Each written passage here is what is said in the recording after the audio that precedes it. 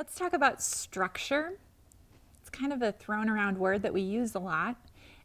And some people have a really visceral response to this word. A lot of times when I ask people, what's the first thing you think of when you hear the word structure? They'll say, they'll scrunch up their shoulders and kind of feel restricted. Our brains want to do this funny thing with structure where we do either we're going to live in a very structured way where we follow a certain food program or we eat a certain way at certain times of the day. We have a very strict budget for our money. We have a time management system and we follow our schedule to the T. That would be structured. Or it's just this freedom to do what I want and make my own choices. You can even feel it in the tone of my voice that one feels very fluid and open and free and the other feels rigid and restricting. I'd like to offer a different thought around structure. Structure isn't a dichotomy of either I'm structured or I have freedom, but structure is actually the path to freedom. Okay, let me give you a continuum where on one side of this continuum, we would say someone who is operating with the highest levels of structure in their life. So maybe someone like the CEO of a major corporation or an athlete like, let's say, LeBron James. LeBron James is living at such a high level of structure and mastery that every morsel of food he eats is being tracked. Every minute of his workouts is being recorded and monitored. And people who operate at the very, very, very highest levels of mastery also do embrace the very, very highest levels of structure. At the opposite end of this continuum is where you'll find the complete disregard for structure. And this always leads to the thing that people fear the most, which is the loss of freedom. Probably the mindset that keeps people from embracing structure the most is this connection that our brains make between two very different things that are not connected at all. So I'm going to use my hands to teach this concept to you today. On one hand, I've written the word value, and on the other hand, I've written the word performance. What our brains want to say to us is, if I follow this structure perfectly, if I follow my budget perfectly, if I am going to the gym every single day, my performance, then I am good, I am valuable. And so we take these two things and we connect them. We connect our performance and our value. Here's the problem.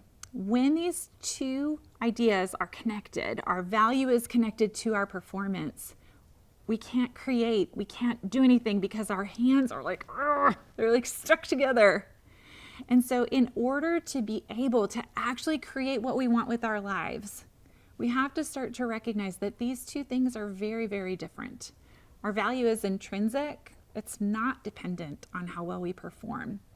And when we operate from that space where this is safe no matter what we do, whether we follow the budget perfectly, whether we eat the wrong thing or the right thing, we start to make better choices. Not because we're trying to perform so we're valuable, but because we're valuable and we love and care about ourselves. So we're going to make the choices that are best. Let's talk about performance in times of trial or transition, in times of grief. I think we can really quickly shift into performance mode there and feel like we have to look like we have it all together, which actually to me would be the worst case scenario in terms of helping you embrace structure at a higher level, because all that is putting yourself on a tightrope in front of a lot of people that you can't fall off of. I've got to walk this road of doing this perfectly, even though it is a mess. You'd have to deeply ground yourself in value. All of that is separate from this. You've got to live here most of your days in knowing your value, where it comes from, and who you are. There is an exercise in my book that I offer. If you resonate with this connection between your value and performance, and it's a simple daily act that you can do to separate these two things. I recommend that my clients stand in front of a mirror, hold their hands like this, and then as they read these words, they slowly start to pull their hands apart, opening them, in a posture of receiving, in a posture where maybe you can actually use your hands to create something with the day that's in front of you, maybe even a more abundant posture of receiving as well. So here are the words. My value is unconditional. Nothing I do or don't do can subtract from my intrinsic value as a person. There are no conditions placed on my value. I am, therefore I am of value. Next, my performance does not affect my value. My performance in any area of my life does not increase or decrease my intrinsic value. I am not what I do or how well I perform. I simply am, and that is enough. When I make this distinction and keep my performance separate from my value, I am free to create and work without pressure or fear. And last, I am unique. No one else in the world can create what I'm supposed to create. I have a blend of talents and gifts that are mine and mine alone.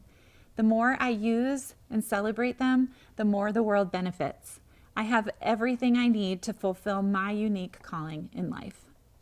So many times I work with people who have this area of life where they cannot seem to sustain structure for a long period of time. Maybe it's the habit of working out. We'll use that one because it's pretty easy. We think that we've got to discipline ourselves and push through and show up even when we don't want to. And I'm going to offer a different approach to the same thing. Have you ever seen people walking on the beach where they're carrying those metal detectors and when it beeps, then they stop and they dig right there. And sometimes they find a treasure, sometimes they find trash. It just depends. But what I want you to start to use structure as is like that metal detector. The area of your life where you find yourself in this pattern of maybe you stick with it for a while and then you fall off the wagon, whatever that may be. Instead of trying to force yourself into submission in that area, I want you to imagine that metal detector just started beeping, and this is the place where you want to dig. Almost always under the resistance to structure, you will find unhealed pain.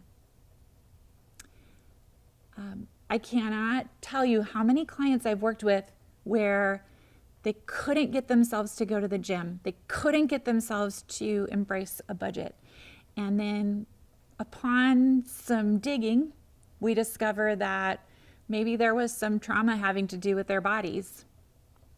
Or maybe they had an experience with money and a family member that was deeply hurtful that hasn't been resolved. No amount of self-discipline is going to allow you to sustain or embrace structure for a long period of time until you deal with the pain. I think the first step that you take is you tell the story. And I think you need to be really wise in choosing the person to whom you tell the story. And I know for a lot of people, the reason they haven't told this story is that they know not everyone is able to hold space for that story. And so sometimes you need to find a professional person who's been trained and who is able to hold space for that story, because there are stories that can't be told to everyone. That's very real. But sometimes it's not that deep. Sometimes you can tell a friend or a mentor or a leader of some sort, and sometimes just in telling the story, you're able to move forward through it also. So I do think telling the story is really important in an appropriate space. And then I think there is some healing work that sometimes needs to be done in that area. The story doesn't just go away because you told it. You do need to pick it apart a little bit and decide whether the conclusions you've drawn from that story are accurate and beneficial, or whether those conclusions maybe could be replaced with a different conclusion that would serve you better. And sometimes having an outside perspective gives you the opportunity to do that. That's a lot of the work that I do with my clients is this story that you've told yourself around this pain benefiting you, or is it dragging you down and keeping you where you are?